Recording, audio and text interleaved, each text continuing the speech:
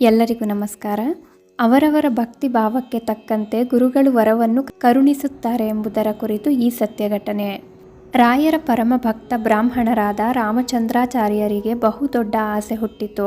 ಅಂತಿಂತ ಆಸೆ ಅಲ್ಲ, ಸಾಕಷ್ಟು ಅನುಕೂಲವಿದ್ದ ಆ ಬ್ರಾಹ್ಮಣರಿಗೆ ತಕ್ಕ ಆಸೆ. ಹೇಗಾದರೂ ಮಾಡಿ ಆ ಆಸೆಯನ್ನು ಪೂರೈಸಿಕೊಳ್ಳಬೇಕು. ಏನು ಮಾಡುವುದು ಎಂದು ಯೋಚಿಸಿ ಕೊನೆಗೆ ತನ್ನ ದೈವ ಭಕ್ತರಾದ ಗುರುರಾಯರಲ್ಲಿ ನಂಬಿಕೆ ಇಟ್ಟು ಮನಸ್ಸಿನಲ್ಲಿ ಸಂಕಲ್ಪ ಮಾಡಿಕೊಂಡರು. ತಕ್ಷಣ ಮಂತ್ರಾಲಯಕ್ಕೆ ಬಂದು ರಾಯರ ಮುಂದೆ ಭಕ್ತಿಯಿಂದ ಪ್ರಾರ್ಥಿಸಿ ತಮ್ಮ ಆಸೆಯ ಸಂಕಲ್ಪ ಮಾಡಿ ಸೇವೆ ಆರಂಭಿಸಿದರು. ಸಂಕಲ್ಪದಷ್ಟೇ ಶುದ್ಧ ಬ್ರಹ್ಮಚರ್ಯದಲ್ಲಿ ಸೇವೆ ಮಾಡುತ್ತಾ ಬಂದರು. ದಿನಗಳು ತಿಂಗಳುಗಳು ಕಳೆಯಿತು. ವರ್ಷದ ಹತ್ತಿರ ಬಂದಿತು. ತಮ್ಮ ಸಂಕಲ್ಪದ ಆಸೆಯ ಈಡೇರಿಕೆಗಾಗಿ ಆಹಾರ, ನಿದ್ರೆ, ಆರೈಕೆ, ಅನುಪಾನ ಇವುಗಳನ್ನೆಲ್ಲ ಕಡಿತಗೊಳಿಸಿ ಅನೇಕ ಕಠಿಣ ವ್ರತ ನಿಯಮವನ್ನು ಕೈಗೊಂಡು ಲೋಪದೋಷವಿಲ್ಲದಂತೆ ಸೇವೆ ಮಾಡುತ್ತಿದ್ದರು. ವರ್ಷಗಳೇ ಉರುಳಿದವು. ಅವರು ಸೇವೆ ಮಾಡುತ್ತಿದ್ದ ಸಮಯದಲ್ಲಿ ಅನೇಕ ಭಕ್ತರುಗಳು ಬಂದು ಸೇವೆ ಮಾಡಿ ತಮ್ಮ ಕೆಲಸ ನೆರವೇರಿತೆಂದು ಸಂತೋಷದಿಂದ ಹೋಗುತ್ತಿದ್ದರು. ಮತ್ತಷ್ಟು ಜನ ಬರುತ್ತಿದ್ದರು. ಕೆಲವೇ ದಿನಗಳಲ್ಲಿ ಅವರ ಆಸೆ ಪೂರೈಸಿ ಹೊರಡುವುದನ್ನು ಕಂಡ ಅವರು ಕೆಲವು ಭಕ್ತರನ್ನು ಕುರಿತು, ನಿಮ್ಮ ಅಪೇಕ್ಷೆಗಳನ್ನು ರಾಯರು ನೆರವೇರಿಸಿದರೆ ಎಂದು ಕೇಳಿದರು. ಅದಕ್ಕೆ ಭಕ್ತರೆಲ್ಲರೂ ರಾಯರು ಕನಸಿನಲ್ಲಿ ಹಾಗೂ ಸೂಚನೆ ಮೂಲಕ ಮನೆ ಕಟ್ಟುವುದು, ಮಕ್ಕಳ ಫಲ, ವಿದ್ಯಾಭ್ಯಾಸ, ನೌಕರಿ, ಕಾಲೇಜು ಸೀಟು, ವರ್ಗಾವಣೆ ಹೀಗೆ ಎಲ್ಲ ಅವರ ಅಪೇಕ್ಷೆಗಳನ್ನು ನೆರವೇರಿಸುವುದಾಗಿ ತಿಳಿಸಿದರು. ಈ ವ್ಯಕ್ತಿ ಯೋಚಿಸಿದ, ನನಗಿನ್ನೂ ಫಲ ಸಿಕ್ಕಿಲ್ಲ, ಫಲ ಕೊಡುತ್ತೇನೆ ಎಂಬ ಸೂಚನೆ ಸಹ ಕೊಟ್ಟಿಲ್ಲ. ರಾಘವೇಂದ್ರರು ನನ್ನ ಸೇವೆಗೆ ಫಲ ಕೊಡುತ್ತಾರೆಯೇ ಎಂಬ ಅನುಮಾನ ಬ್ರಾಹ್ಮಣರಿಗೆ ಬಂದಿತು. ಮತ್ತು ಕೆಲವು ದಿನ ಕಳೆದ ಮೇಲೆ ರಾಯರ ಮೇಲೆ ಕೋಪ ಬಂದಿತು. ಗುರುಗಳೇ, ನಾನು ಇಷ್ಟು ವರ್ಷಗಳಿಂದ ಅಖಂಡ ಸೇವೆ ಮಾಡುತ್ತಾ ಬಂದಿದ್ದರೂ ನೀವು ನನ್ನ ಆಸೆ ಈಡೇರಿಸುವುದು ಸೂಚನೆಯೂ ಕೊಡಲಿಲ್ಲ. ಹೀಗೆ ಎಂದುಕೊಂಡ ಬ್ರಾಹ್ಮಣರು ರಾಯರ ಆರಾಧ್ಯ ದೈವ ತಿರುಪತಿ ಶ್ರೀನಿವಾಸ ಸನ್ನಿಧಿಗೆ ಬಂದರು. ತಿರುಪತಿ ಶ್ರೀನಿವಾಸನನ್ನು ಭಕ್ತಿಯಿಂದ ಪ್ರಾರ್ಥಿಸಿ ಒಂದು ಚೀಟಿಯಲ್ಲಿ, ಸ್ವಾಮಿ ಶ್ರೀನಿವಾಸ, ನಿನ್ನ ಹಾಗೂ ರಾಯರ ಭಕ್ತನಾದ ನಾನು ಬಹಳ ಕಾಲದಿಂದ ರಾಯರ ಸೇವೆ ಮಾಡುತ್ತಾ ಬಂದಿದ್ದೇನೆ. ಆದರೂ ರಾಯರು ನನ್ನ ಕುರಿತು ಯಾವ ಸೂಚನೆಯನ್ನು ಕೊಟ್ಟಿಲ್ಲ. ಈಗಾಗಲೇ ಎಷ್ಟೋ ಭಕ್ತರು ಬಂದು ತಮ್ಮ ಕಾರ್ಯ ಪೂರೈಸಿಕೊಂಡು ಹೋಗಿದ್ದಾರೆ. ಈಗ ನೀನೇ ನನಗೆ ದಾರಿ ತೋರಬೇಕು, ರಾಯರನ್ನು ವಿಚಾರಿಸು ಎಂದು ರಾಘವೇಂದ್ರರ ಮೇಲೆ ದೂರು ಸಲ್ಲಿಸಿ ಬರೆದ ಚೀಟಿಯನ್ನು ಹುಂಡಿಯಲ್ಲಿ ಹಾಕಿ ಮತ್ತೆ ಮತ್ತೆ ಪ್ರಾರ್ಥಿಸಿ ಚಿಂತೆಯಲ್ಲಿಯೇ ಊಟ ಮುಗಿಸಿ ರಾತ್ರಿ ಮಲಗಿದರು. ಆ ಭಕ್ತನಿಗೆ ಬೆಳಗಿನ ಜಾವ ಒಂದು ಕನಸು ಕಂಡಿತು. ಅದು ಕೋರ್ಟ್ ಹಾಲ್. ನ್ಯಾಯಾಧೀಶರಾಗಿ ಶ್ರೀನಿವಾಸನೇ ಕರಿ ಕೋಟು ಹಾಕಿಕೊಂಡು ಕುಳಿತಿದ್ದಾರೆ. ದೂರು ಕೊಟ್ಟ ಭಕ್ತರು ಒಂದು ಕಡೆ ನಿಂತಿದ್ದರೆ ಆಪಾದನೆ ಮಾಡಿಸಿಕೊಂಡ ರಾಯರು ಇನ್ನೊಂದು ಕಡೆ ನಿಂತಿದ್ದಾರೆ. ವಿಚಾರಣೆ ಆರಂಭವಾಯಿತು. ಭಕ್ತನು ತನ್ನ ಒಂದು ಆಸೆಯನ್ನು ಇಟ್ಟುಕೊಂಡು ರಾಯರಲ್ಲಿ ನೆರವೇರಿಸಿಕೊಡುವಂತೆ ಸಂಕಲ್ಪ ಮಾಡಿ ಅದಕ್ಕಾಗಿ ರಾಯರ ಪುಣ್ಯಕ್ಷೇತ್ರಕ್ಕೆ ಬಂದು ಕಠಿಣ ಸೇವೆ ಮಾಡುತ್ತಿದ್ದು, ಎಷ್ಟು ದಿನಗಳು ಕಳೆದರೂ ತನ್ನನ್ನು ಗಮನಿಸದೆ ಬೇರೆ ಭಕ್ತರ ಬೇಡಿಕೆಗಳನ್ನು ಪೂರೈಸಿದ್ದಾರೆ. ವರ್ಷಗಳೇ ಕಳೆದರೂ ನನ್ನ ಸೇವೆಯನ್ನು ರಾಯರು ಸ್ವೀಕಾರ ಮಾಡಿಲ್ಲ ಎಂದು ಒಂದಕ್ಷರವೂ ತಪ್ಪಿಲ್ಲದಂತೆ ನ್ಯಾಯಾಧೀಶರಲ್ಲಿ ಹೇಳಿದರು. ಆಪಾದಿತ ಸ್ಥಾನದಲ್ಲಿ ನಿಂತ ರಾಯರ ವಿಚಾರಣೆ ನಡೆಯಿತು. ರಾಯರು ಹೇಳಿದರು, ಸ್ವಾಮಿ, ನನ್ನನ್ನೇ ನಂಬಿದ ಈ ಭಕ್ತ ಯಾವ ದಿನ ಬಂದ, ಅವನ ಬೇಡಿಕೆ, ಸಂಕಲ್ಪ, ಶ್ರದ್ಧೆಯಿಂದ ಮಾಡಿದ ಕಠಿಣ ಸೇವೆ, ನಿವೇದಿಸಿಕೊಂಡ ದಿನಾಂಕ ಎಲ್ಲವನ್ನೂ ಸಾಕ್ಷಿ ಸಮೇತ ನ್ಯಾಯಾಧೀಶ ಶ್ರೀನಿವಾಸರ ಮುಂದೆ ಇಟ್ಟರು. ಎರಡೂ ಕಡೆಯ ವಾದ ವಿವಾದಗಳನ್ನು ಪರಿಶೀಲಿಸಿದಾಗ ನ್ಯಾಯಾಧೀಶ ಸ್ಥಾನದಲ್ಲಿದ್ದ ಶ್ರೀನಿವಾಸ ದೇವರಿಗೆ ತಪ್ಪು ಯಾರದ್ದು ಎಂದು ಸ್ಪಷ್ಟವಾಯಿತು. ಆ ತಪ್ಪು ಭಕ್ತನದೇ ಆಗಿತ್ತು. ಏಕೆಂದರೆ ಸಾಧಾರಣವಾಗಿ ಭಕ್ತರ ಅಪೇಕ್ಷೆಗಳು ಎಂದರೆ ಮದುವೆ, ಮನೆ, ಸಂಪತ್ತು, ಉದ್ಯೋಗ, ಮಕ್ಕಳು, ರೋಗ ರುಜಿನಗಳ ನಿವಾರಣೆ, ತೀರ್ಥಕ್ಷೇತ್ರಗಳ ದರ್ಶನ, ಶುಭ ಕಾರ್ಯಗಳು ಇವೆಲ್ಲ ಸಣ್ಣ ಪುಟ್ಟ ಅಪೇಕ್ಷೆಗಳು. ಅವರವರು ಮಾಡಿದ ಸೇವೆಗೆ ತಕ್ಕಂತೆ ಬೇಡಿಕೆಗಳನ್ನು ಪೂರೈಸಿರುವೆ. ಅದಕ್ಕೆ ಅವರ ಸೇವೆ ಸಾಕಾಗಿತ್ತು. ಆದರೆ ಈ ಭಕ್ತನದು ಬರೋಬ್ಬರಿ ಬೇಡಿಕೆ, ಅದು ರಾಜ್ಯಕ್ಕೆ ರಾಜನಾಗುವುದು. ಅದಕ್ಕೆ ತಕ್ಕ ಸೇವೆ ಮಾಡುತ್ತಲೇ ಈತ ಬಂದಿದ್ದ ಸ್ವಾಮಿ. ಇನ್ನೂ ಅವನ ಸೇವೆಗೆ 3 ದಿನಗಳು ಮಾತ್ರ ಬಾಕಿ ಇತ್ತು. ಅಷ್ಟರಲ್ಲಿ ಅವಸರ ಮಾಡಿ ನಿನ್ನ ಸಾನ್ನಿಧ್ಯಕ್ಕೆ ಬಂದು ದೂರು ದಾಖಲೆ ಮಾಡಿದ್ದಾರೆ ಎಂದರು. ನ್ಯಾಯಾಧೀಶರಾಗಿದ್ದ ಶ್ರೀನಿವಾಸ ಎರಡು ಕಡೆಯ ವಾದಗಳನ್ನು ಮತ್ತೊಮ್ಮೆ ಪರಿಶೀಲಿಸಿ ಇದರಲ್ಲಿ ರಾಯರ ನಿಲುವು ಸ್ಪಷ್ಟವಾಗಿದೆ. ಆದರೆ ಗಡಿಬಿಡಿ ಮಾಡಿ ರಾಯರ ಮೇಲೆ ದೂರು ನೀಡಿದ ಭಕ್ತನಿಗೆ 100 ಚಡಿಯ ಏಟಿನ ಶಿಕ್ಷೆ ಆದೇಶಿಸಿದರು.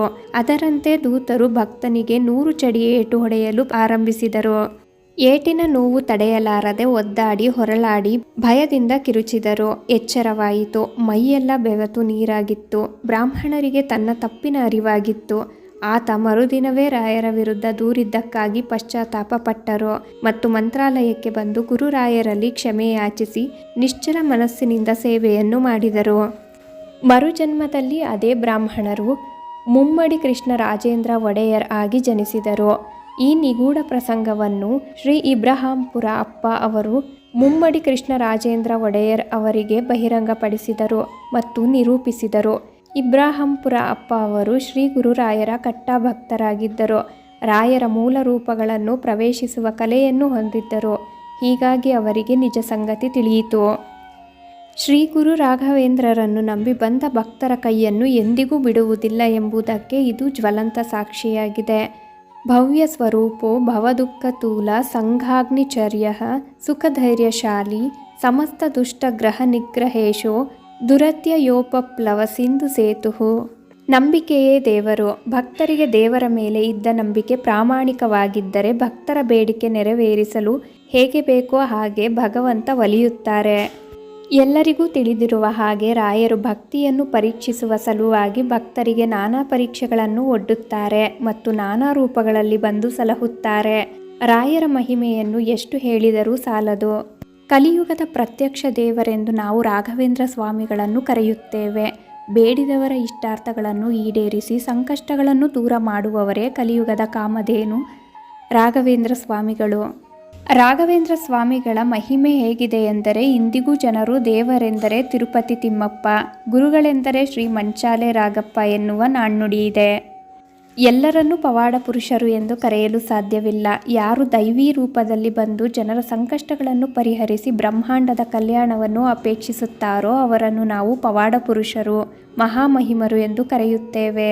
ರಾಘವೇಂದ್ರ ಸ್ವಾಮಿಗಳು ಅಕ್ಷರಶಃ ದೈವಾಂಶ ಸಂಭೂತರು. ರಾಘವೇಂದ್ರ ಸ್ವಾಮಿಗಳು ನೆಲೆ ನಿಂತ ಮಂತ್ರಾಲಯದಲ್ಲಿ ಹಾಗೂ ಇತರೆ ರಾಯರ ಮಠಗಳಲ್ಲಿ ನೀಡುವ ಮಂತ್ರಾಕ್ಷತೆಗೆ ಬಹಳಷ್ಟು ಶಕ್ತಿ ಇದೆ.